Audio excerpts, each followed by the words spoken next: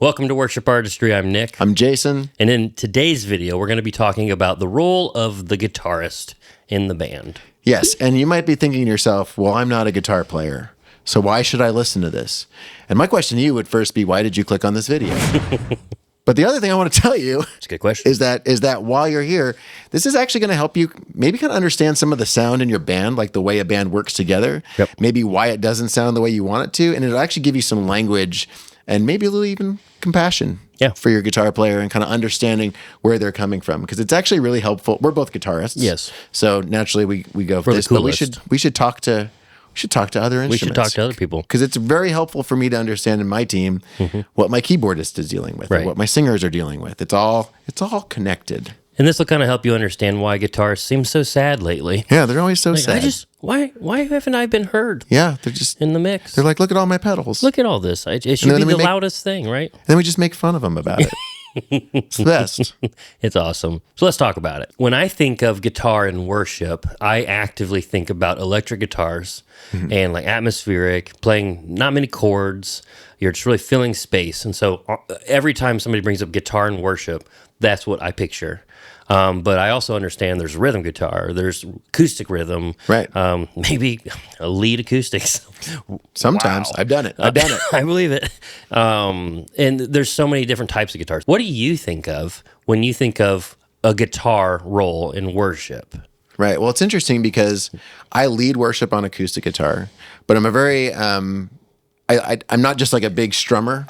You know what I mean? Like, you'll notice, like, my favorite videos to do on our worship artistry lessons are the solo acoustic arrangements, because I get to bring in melodies and I get to finger pick and I get to create different rhythms and dynamics and all those kind of things. That's how I play. Right. And so that's why I enjoy teaching those things. So I don't think I'm just the typical like strummy Mick Strummerson. You know? Just like the string attack. Just like you're just the pick or whatever. Like what do you call it? Like I almost think of it as like a shaker. Sure, yeah. In the mix, you're just a glorified shaker. You know, like I'm not that guy. Sure. At the same time, I'm also an electric guitar player, and I always think of the lessons on worship artistry. There's a reason why I decided to do one acoustic and one electric for every lesson. Sure. Because ultimately, you probably have those players on your team, and I've seen the role in those even change over time. And so I think of acoustic guitar as more of a rhythm instrument. I think of lead guitar as both kind of a melodic instrument as well as an atmospheric and rhythm instrument. So I think they all kind of like play their roles. I think a lead guitar, sometimes we throw that idea around of a lead guitar, but a lead guitar is really just, hey, sometimes it's playing chords, sometimes it's playing lead, sometimes it's playing all kinds of stuff. Like a worship band kind of has to work with the team that they have. Yeah, it's funny because when I think of lead guitar, I typically think of solos. Right. And or rhythm guitar, I think of only chords. And I think that's probably derived from like pop music or like blues or rock or something. Sure. Because that's what I grew up listening to and doing, and it's that. And nowadays, like, okay, so even 15 years ago, we still called it lead guitar, rhythm guitar. A lot of time now it's called EG1 or EG2. Sure. And I would assume that EG1 is lead, EG2 is rhythm. But you listen to those parts, and a lot of the time EG2 is doing a very similar thing that EG1 is doing. And I'm just thinking, why are we both doing this? Right. Why do we need both of these? If you were lucky enough to have a team that has multiple electric guitarists, right? Yeah. Go for it. I haven't had a whole lot out of my life. No, me neither, actually. Well, I have in the very big churches I worked at, but like, for the most part, it's just one guitarist and maybe an acoustic guitar player. So how do you fill the space out? But anyway, I do find it funny when I'm really looking at songs anymore, is there's a few lead guitar players in my eyes, but it's just called EG2 or EG3 even, yada, yada, yada. But looking at the history of guitar in worship, if you go back to the 80s, we were looking this stuff up the other day, and I was there, Nick. You were there, so was I. You were looking it up, but I could have just told you. Yeah, I appreciate you. I get what you're saying. No, you weren't there when I was looking it up. You were there in the 80s. Hilarious. I'm older than I look. Knee slapper, actually. But in the 80s, there was kind of like a lot of like more of a folk feel to the guitars. Like maybe the music too, but I'm specifically talking about the way the guitar was played, right, and what we heard the most in the 80s. there was some electric guitars outside of like Michael W. Smith, like that maybe is getting into the 90s, maybe? No, he was 80s. He was 80s? And Okay. he was in it, and that was kind of more the like big show, like finger Yes, tapping, yes. just like crazy electric guitar stuff. And you're like, What's it's a wild time. on? He's rocking the keyboards and the whole deal. And so there are songs that feature guitars heavily. Sure. But for the most part, I would say a lot of worship guitar was acoustic. Yeah, the songs you sang in church Yes. were very simple. It Yes. was the As the Deer, or it was like I grew up in kind of a more charismatic. They called like the Hallelujah two-step. Oh, wow. There were like a lot of minor like doom dun doom dun doom dun doom dun, but it was still all just kind of guitar or piano. Sure. Were kind of the two like main drivers. But it was very rhythmic and it was very simple. Right. There wasn't a whole lot happening. And moving into the 90s, there was a little bit of a shift. But Yeah. I think we're shifting into like grunge and pop culture in the 90s, right? Right. And so I think there is So naturally, the church was about 10 years behind that. Yeah, And then that's true.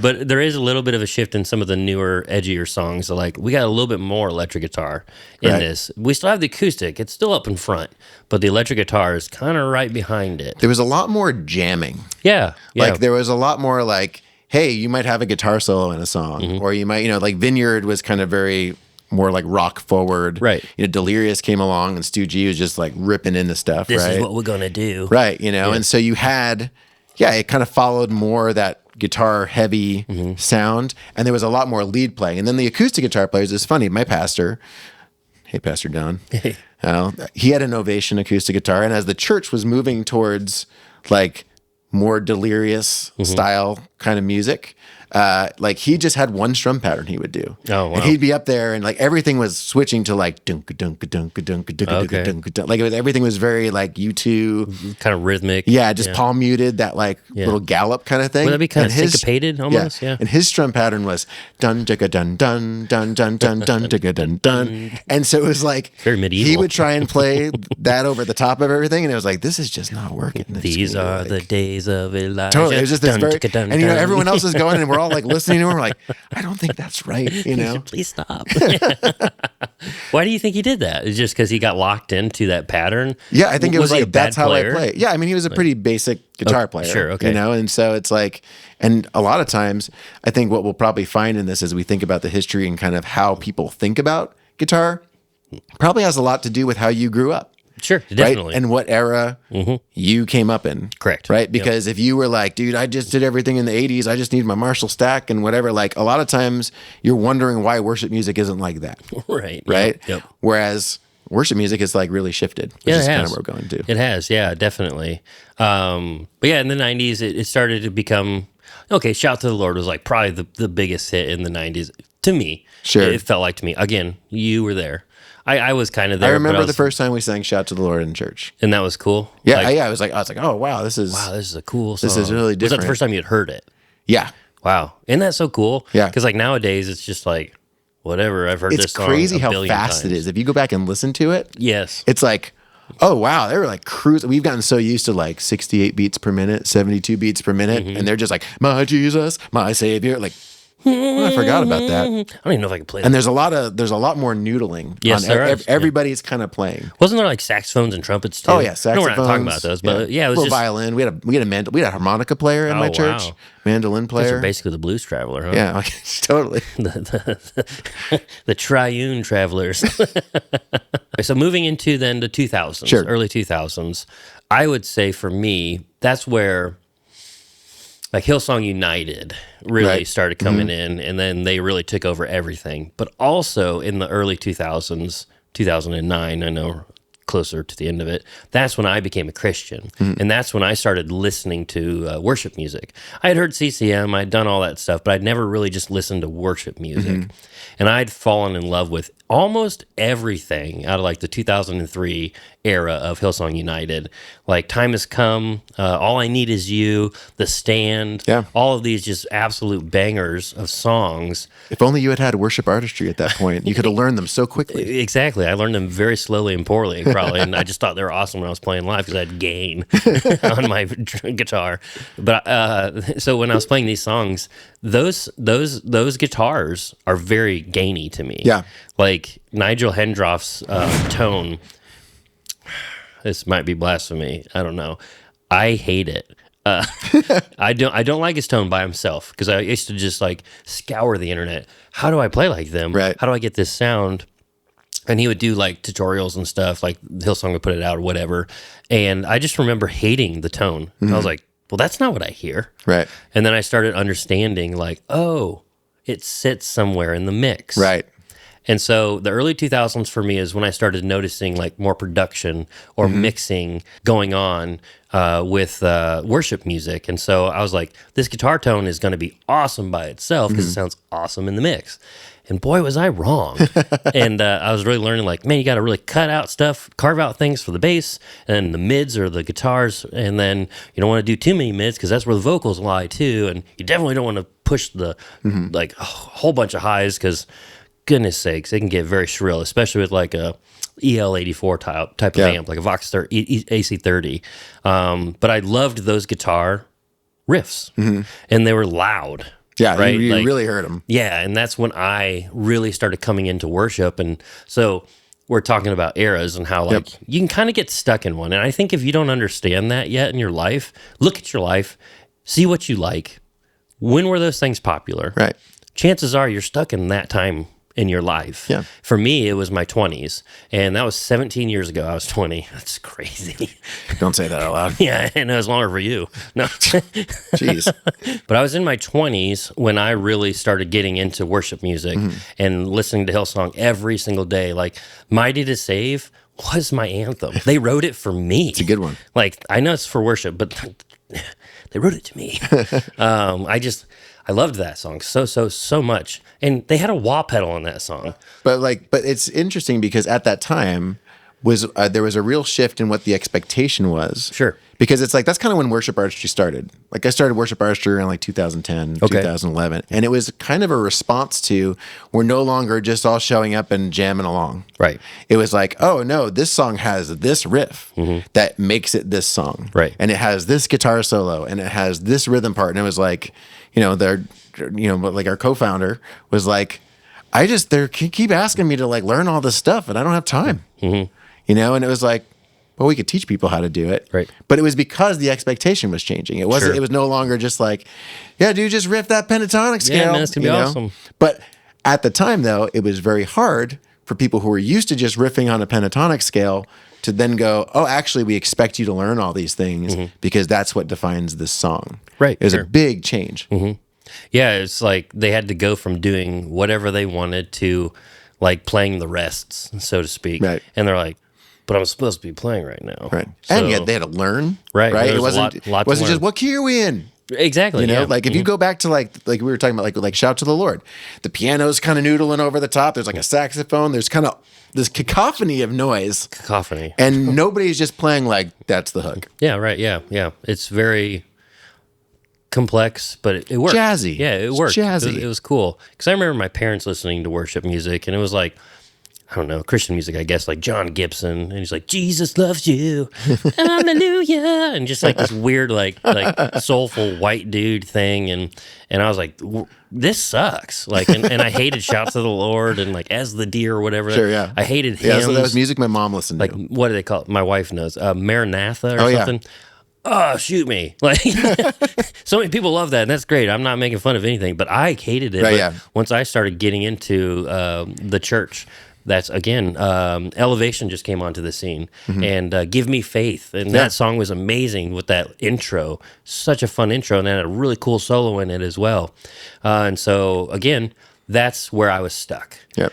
In that era of my 20s, 2010s, and just guitars are up front and powerful. And then you move like to 2015 roughly or so, and the Planet Shakers are on the scene. Maybe they were earlier, but that's when I noticed them. The song, the anthem, I still listen to it to this day, throw my hands up, get chills, and think, gosh darn it, why don't guitars sound like that anymore in the mix? Yeah, sure. Like, gosh, this is amazing. And then Bethel, all right, then they were the ones, in my opinion. Maybe Hillsong with Oceans and like starting down that rabbit trail of like atmospheric, very pad heavy, more toms, more bass heavy. But for me, it was Bethel and the album where they're sitting in the ocean. Yeah. Whatever. Like tides or something like that. Something like that. And it was just very breathy. It was very open, very atmospheric, very much how it kind of is today. Not as like on steroids as it is today, but like getting there. Right. And I just remember loving that. And I was like, this is what I've been trying to do for years. Right. I've been trying to sound like this and be ambient and also like kind of shoegazy, if you know that genre, and trying to put that into worship. And then they did that. And I was like, we've never had better music in the world than we do right now. And sometimes it's always true. It always is true. But yeah, very much so. I look back on those times and I'm like, I'm stuck. And I'm part of the problem now because I'm like, well, where are our guitars? Why are they so quiet? We have a video on that. Yep. Why are they so quiet? Why can't we hear the guitars? Yeah, a lot of feelings on that one. Why are there 8 guitar tracks? Right. You know? Yeah, because like, there are. Yes. Because that's still my job. Yeah, that is a huge part of your job. Taking it down to 1. That's all the work is taking 8 parts, dropping it down to 1. Yeah. Ryan taking 8 keyboard parts, dropping it down to 1. It's like it's wild. I'm so jealous of the bass player, you know, Steven and Daniel with like bass and drums. They just like have one part and they go, I just teach that. I'll just do that. That's cool. Around 2008, 2010, I think there was a Come Away With Me album by Jesus Culture. And loved that album. There's a song on there, I believe, called Show Me Your Glory. Very, very guitar heavy. Yeah. Starts with guitar, and it's not just clean guitar. It's a little bit, it's edge breakup and a little bit more to me. And I love it. I love that. And I was sitting in the car with some people, or I was on FaceTime or whatever I was doing, I can't remember. But we were listening to that song. And I go, okay, let's listen to the very latest thing Jesus Culture's put out. And we listened to it, and it just starts out with pads, very quiet. And then the breathy voice comes in. Right. And all these other things happen. And I listened to the whole song, and I'm like, but where were the guitars? Why did they go away? We just listened to a song that just had these awesome guitars in it. It had keys, it had pads, it had all these things in it. But it's like, you know, the guitar is here, and the keys and pads in 2008 were here. Yeah. And now in 2026, it's like, whoa. It's like, they flipped. Right. Like the guitars are buried, and the keys and pads and stuff are very, very hot. And again, the guitars are still there. You know that for a fact. You take them down to 1 all the time. But what I don't think people understand is like, maybe we're in a new era of like what worship music sounds like. And is it a bad thing?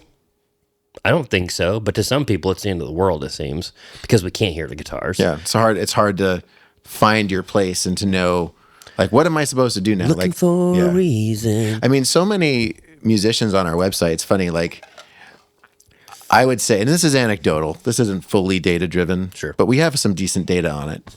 So many of them are people who are not electric guitarists that are like, I got asked to play with electric guitar on the worship team. And so I don't know how to do that because it's not like what I grew up with. Like, it's not what I'm used to hearing, right? So then they get in there and they're like, okay, what part do I find? What part do I play? And the thing is, like, guitars are still very much a part of the sound. 100%. Yep. Like, if you take them out, you're like, There's something gone. something's missing. Yep. You can have all the layers and all the keyboard stuff and big drums and everything else, but there's something, I don't know if it's like an edge or if it's like a rhythmic aspect to them, or maybe it's just some hook that kind of gives things a lift. Sure. But you take that out and it's like, oh, there's a reason why it's there. Right. Yep. You know?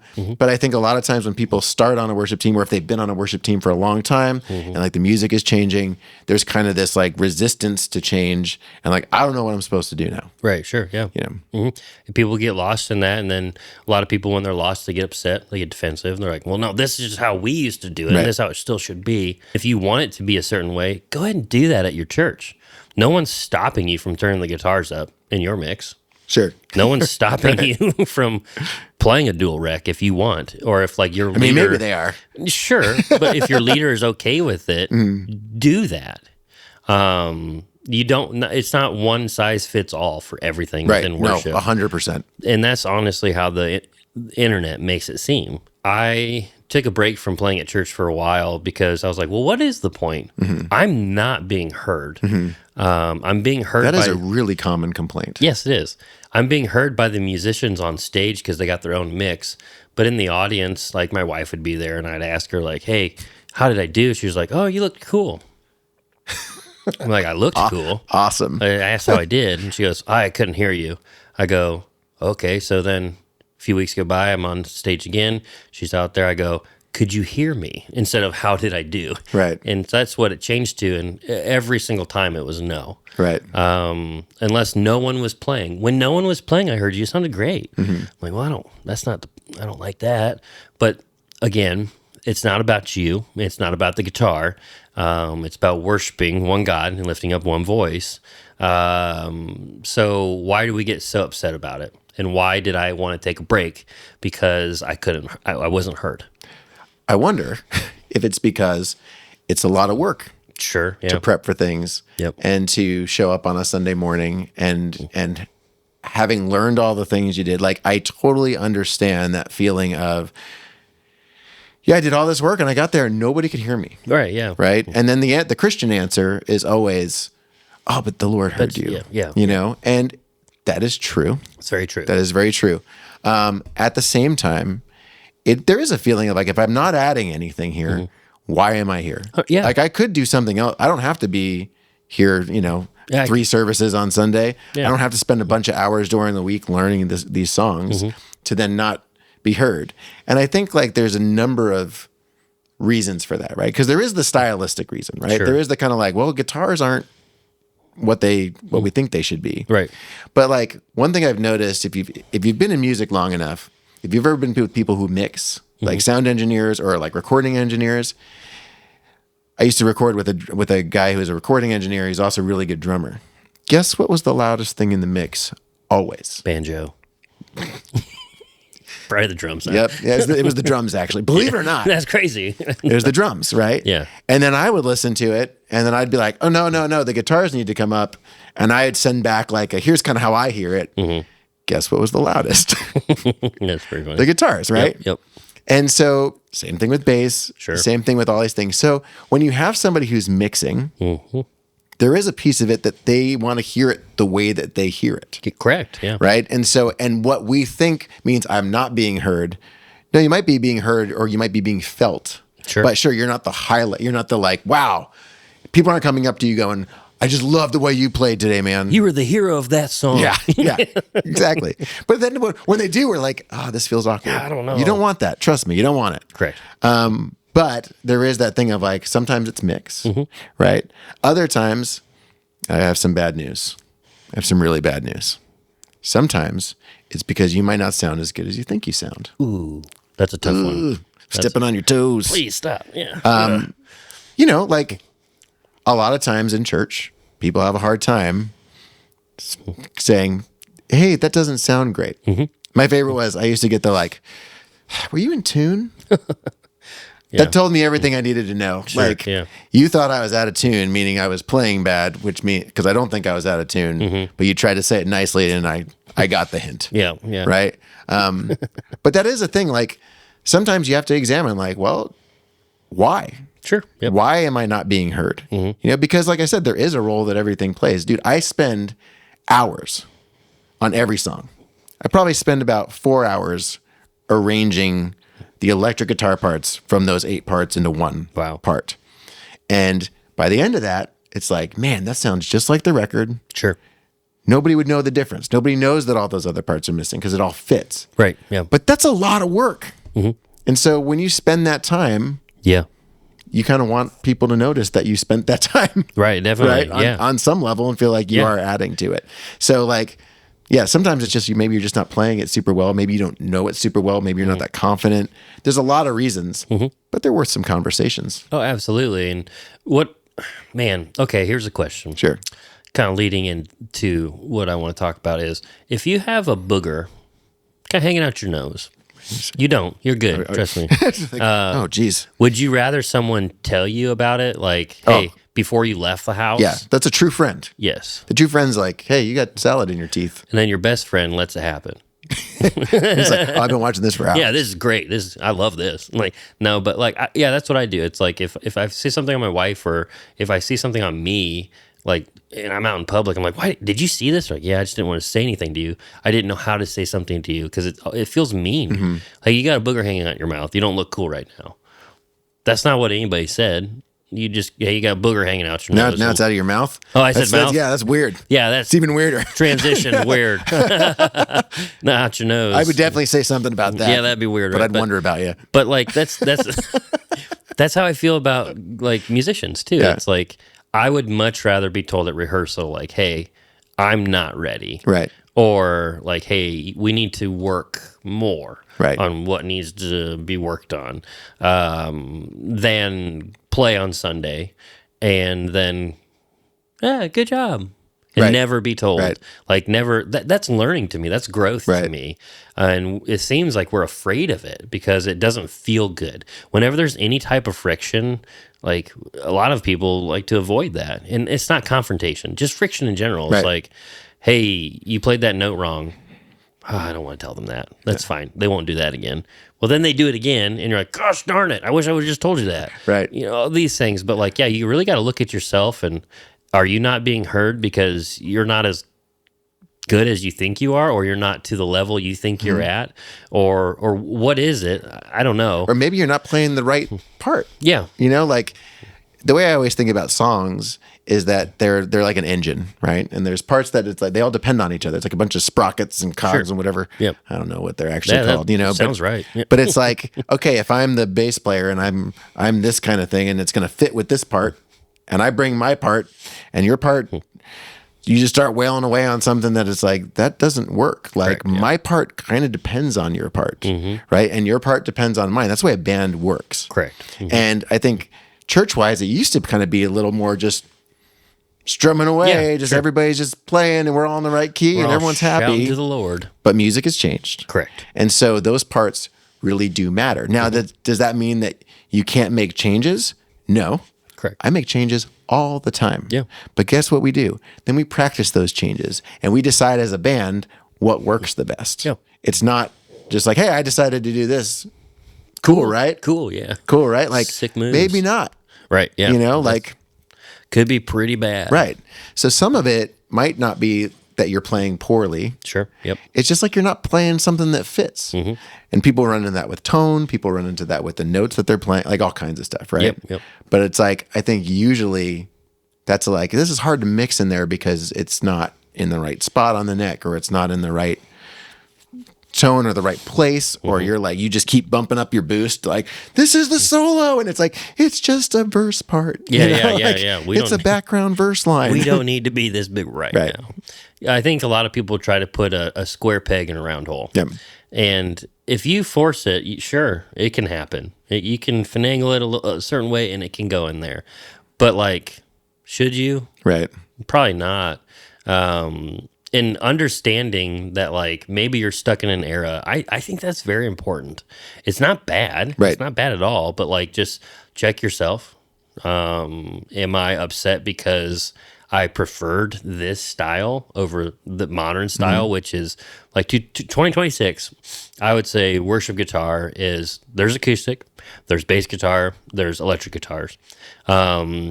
Bass is very heavy. It's very in the front of everything anymore. Acoustic, you still hear the shaker kind of idea. Yep. Sometimes it sounds really good. I was actually listening to Washed by Elevation Rhythm the other day, and the acoustic guitar is like in the right ear, and you can actually hear it decently, and it sounds good. It's not just a shaker thing. And so hopefully the acoustic guitar is kind of coming back up too, in my opinion. I would like that, but where it sounds good. Right. I'm tired of like the piezo or piezo or whatever it's called. I don't want that sound anymore. You have the technology now. We can do yes, we get an IR from Worship Tutorials or Tone Shepherd or whoever, and sound better. Yeah. Like that's where those things, in my opinion, really come in and play a really big role in the worship world. But nowadays, for electric guitars, it is very atmospheric. We do have lead lines. You're not going to play as many chords. You'll play a lot of triads.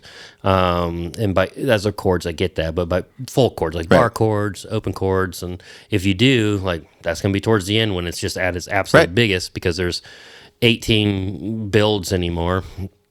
And I don't know what you're talking about, Nick. yeah, right. Some of the songs when I play live, I'm like, how many builds are there? I've never heard the song, but how many builds are Right. there? That's all I need to know. When do we get quiet? When do we need Once to we get get to loud? 30-second notes. Yeah, right. Yeah. Which I do get there. Sometimes 64s even. But no. yeah, I just love it with lots of delay and reverb. I don't do that to you on the lessons. Sorry, that's why I don't teach. Because I would, and I'd be like, do it. But anyway, yeah, it's very atmospheric. It's very ambient. Lots of just, a lot of very pad heavy, very keys heavy, sub bass heavy, tom heavy. But the guitars are there, and you've made the point. It's like if you take those away, you will hear that. You will feel that. Right. Big time. And that's a huge part of like mixing, in my opinion. If you're the mix engineer and you're watching this far into it, thank you. But mute things. They've been typing. Just yeah, like, right. Yeah. I hate you. And now at this point, they're like, "Oh, cool, thanks. Delete." Yeah. I don't need to research this guy and hurt him now for some reason. But no, if you're a mix engineer, I would suggest just mute certain tracks. And by tracks, I just mean like the guitar or bass or whatever, and see what you miss. And if you don't miss anything, it's not loud enough, in my opinion. Right. But with the understanding of like the eras of guitar, not just in how music changed, but guitar and how that has shifted over the years, and understanding that it's not just electric guitar. There's acoustic, there's bass guitar, there's electric guitar, maybe there's even a sitar. I don't know, but like there's so much cool. more to it than just pedals, reverb, and delays, and that's what we kind of think about. But also in Do you the want me to tell you modern, a secret? sure. Here's a secret. What is it? I've done the tone sections Yeah. for now over 700 songs. They're almost all the same. Almost right. Yep.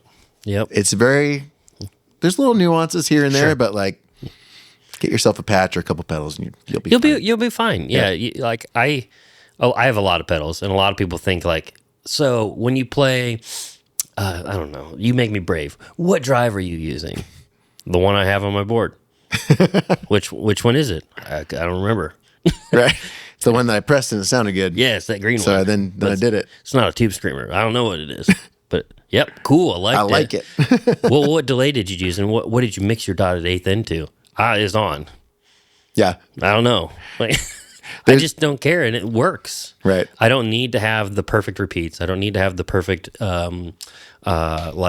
subdivision of my reverb, and then it's throwing in the delay at the end of it, and then it allows the modulation to come in parallel to it. Sure. And I don't need that. And the thing is, if you you like- want to do that, go for Do it. it. It's Also fun. learn to play it. Please. Yes. Stop. Yes. Maybe a little less time on the tone. Yeah. Maybe a little more time on the notes. Yes, because gosh, tone. It to me it does matter, and we've talked Right. about in this video. There is kind of like parameters. If it works for your church, do it. That's what we're getting at, really. But like there are parameters within certain Styles. overall Genres, styles, right? Yeah, and so you do kind of got to fit into a cookie cutter shape, so to speak, but it's not so tight that it's like, man, I can't move in here. I can't actually be me. Yeah, it's interesting because some people would say my tone is a little too gainy, and I would say that they're wrong. And yeah, if you just listen to me by myself, sure, it's kind of gainy. But if you, again, go back to the Nigel Hendroff thing, if you listen to the mix, it fits. Every time I've played in a mix or mixed something on Instagram or whatever I'm doing, people are like, man, that guitar sounds so good. But if I take everything away, you're like, man, that guitar is kind of gainy. To you. To you it is. And that's also the same for how you think about this mix of this song, or that's how you think about that live stream from that church, or that's how you think about that era of music that you're still stuck in. So yeah, defining what is guitar in how you listen to worship music, I think that's important. And then you're understanding, like, man, when I was younger and liked all this stuff, like me, Bethel, Younger Elevation, and Hillsong, I just remember the guitars being so prominent. And I still hear them, but when I listen to them now, they're not as prominent as I remember them. And that was a big, hard thing for me to do as well when I started mixing for people. The guitars were super jacked, and they were just way too loud. Right. Louder than anything, but I was like, but you can hear that. And then you can hear that bass in the guitar. Like, whoa. Yeah, that's cool if it was by itself. Right. We don't need that in this mix. What are you doing? It's like, it's canceling the bass out, and it's canceling the bass drum even, the guitar. Like, stop it, Nick. So it's learning those things, and like those things you loved when you were younger, take a really good look at them now and be like, you'll maybe understand that like, it wasn't as cool as you thought it was. Right. Or like for me, I've gotten a lot better at guitar recently than I was years ago. And I look at something like a Lincoln Brewster solo and I'm like, oh, that's easy now. But back in the day, 10, 15 years ago, impossible. It was impossible to play. I'd hear it and be like, oh gosh, I'll never be able to do that. Maybe you just need to keep learning. Maybe you just need to keep going, and it will get easier for you. Don't be afraid to learn. Yeah. And just go, okay, where's this bus going? Do I want to go there? Well, what do I have to do to like be confident and like really find my seat on this bus? Mm-hmm. Yep. A big thing is don't be afraid to learn it and then practice it. Right. Because how many times have you said, not you, but the proverbial, like let's say you looked up a tutorial on how to play a song, or even just like a program, like let's say Photoshop, and you're like, all right, I need to do this. And then you do that thing, but you didn't practice that. You learned how to do it because you got it done, and you learned the song because you got through the song. But then once that song comes around again, or that little problem you have on Photoshop comes around again, you're like, I need to Google this real quick. I need to watch the tutorial one more time, you know? It's funny you bring this up. I haven't told you this. So our YouTube videos where I'd like take the band arrangements and just put them on for the song and just kind of like, hey, here's all the band parts. Yeah. Well, there's a way that I do that, and I have to like cut holes out of the card on like Affinity Designer or whatever. Okay, yeah. I have watched the same video like 5 times. Sure. Because I'm like, wait, does this go up? It's a very easy thing to do. Sure, yeah. But I don't remember, like I get it and I go and I make it and I go, sweet, oh, that's easy. I got my template now. And then I go back and I'm like, why isn't it working? Yep. Oh, wait, no, this has to get dragged into this thing. And so finally I was like, I'm going to do it. And I'm going to make like 5 of these in a row. Now I know it. There you go. Yeah. It's amazing. You got to learn it and then you got to practice it. You got to practice it. And yes, keep doing that thing till it becomes second nature. You don't ever have to think about it again. So I think a lot of people don't do that and they get upset. And yeah, it comes back to then, well, why am I putting this effort into it? I'm not even going to get heard. You're upset at yourself, I think, because you didn't actually put a lot of effort into it. Your life's busy. A lot of people's lives are busy. And I'm not saying that you need to drop everything you're doing and don't go to your kids' Little League games to practice. No, get worship artistry, learn a song, practice for 5 minutes. You got it. Yeah, and just and then practice that. I can't tell you guys enough how easy worship artistry is to use. But the more fun thing for me is, because I'm newer to worship artistry within the last few years, it's easy to use, easy to navigate, but it's easy to practice. Right. That's amazing. Like the other day I was looking for a song that didn't happen to be on worship artistry. I was playing like a 20-song worship night set thing, and there was a lot of Mitch Wong. You ever heard of him? We don't have him, I don't believe. At least. Well, I know we have a couple, but he's doing it with like the Belonging or with. Yeah. And so there was this album. He's got this big worship album. It's amazing, but the song we were doing wasn't on there, and so I had to go to the YouTube or the internet and scour to find something. I found nothing, and I maybe searched for like an hour. Worship artistry, I love it because, like, yeah, we got the song, cool. Search, there's the tutorial, and it's right, and it has every single key you need it in to be able to practice that. I love that. And I had found a couple other songs on the YouTube, and they weren't in the right key. Good thing about who I play with sometimes is we don't really set the keys until like Sunday morning. Frustrating. Which means you really need to know this song. Yes, it's frustrating, but like it's been a different learning tool actually, because I was very frustrated at first because I just want to practice my parts. I want to be ready. Right. What it's helped me do actually is become a better musician, because it's forced me to. Right. Because I'm practicing the original key. We're not going to do that. And so my parts will shift kind of dramatically if we choose, like, let's say, I don't know, we're in D and we're going to G for some reason. It's going to change a lot. Like, Who Else, that song? Oh, yeah. You got to, like, shift whole strings and do all these other things to, like, do that big of a shift. Right. And that can be kind of hard in the moment. And so I've learned to do that, and I've learned to really listen to the song, not just listen to the guitar parts. Right. Or be You got to mad. know it. Yeah. Or because I used to get mad because I was like, I can't even hear the guitar parts. That's why I had something like Luke Communities rehearse. That way I could like really get all the parts and just hear that one thing and be like, oh my gosh, that's all they're doing. I'm not ever going to do that. But I'm so glad I just like took the last 2 hours of my life and like beat my brains in. And I'm not even going to do this thing now. What do you guys think the guitar's role has shifted to? And why are they so quiet anymore? Or are they not to you? Because when we listen to a song, I love asking people, what do you hear? Right. What's the loudest thing you hear? And whenever they tell me their answer, I'm like, wow, that's wild, because I don't hear that thing at all. Right. I hear this. Right. And so, yeah, it might not be quiet to you, the guitars. Maybe you're stoked about it. Maybe you're a keyboard player and you're like, finally, finally, the keys are coming back or whatever. It's not just piano and like, whoa, jeez. It's not just a bunch of notes, you know what I mean? Like, I don't know, man. But I liked this conversation. Anyway, let us know in the comments what you guys think of the role that has shifted or not shifted for you. Maybe it's the exact same. And my question would be, are you listening to the same songs? Because I don't hear it being the exact same. But where did it shift for you, and where were you stuck? What kind of era of like worship music were you stuck in? What do you guys like? What are you into? Let us know.